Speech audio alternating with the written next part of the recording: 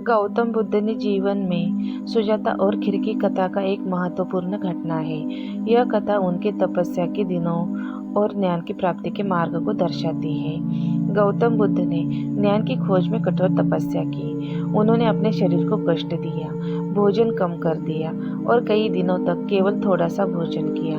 उनका लक्ष्य था आत्मज्ञान प्राप्त करना और जीवन के दुखों से मुक्ति पाना। लेकिन इस कठोर तपस्या से उन्हें वह शांति और ज्ञान नहीं मिला जो वे खोज रहे थे। वे कमजोर हो चुके थे। सुजाता एक गांव की लड़की थी।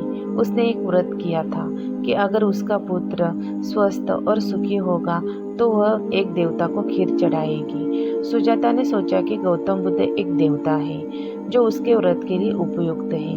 उसने दूध और चावल की स्वादिष्ट खीर बनाई और गौतम बुद्ध को दे दी।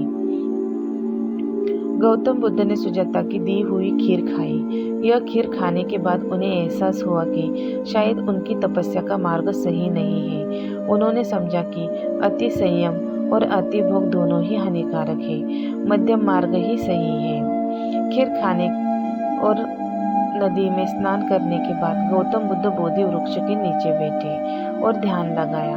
उन्होंने अपने मन को शांत किया और गहरे ध्यान में चले गए। इसी ध्यान में उन्हें बोधि ज्ञान प्राप्त हुआ और वे गौतम बुद्ध बन गए। गौतम बुद्ध ने समझा कि जीवन में दुख है, दुख का कारण है, दुख का नाश हो सकता है और दुख से मुक्ति का मार्ग है।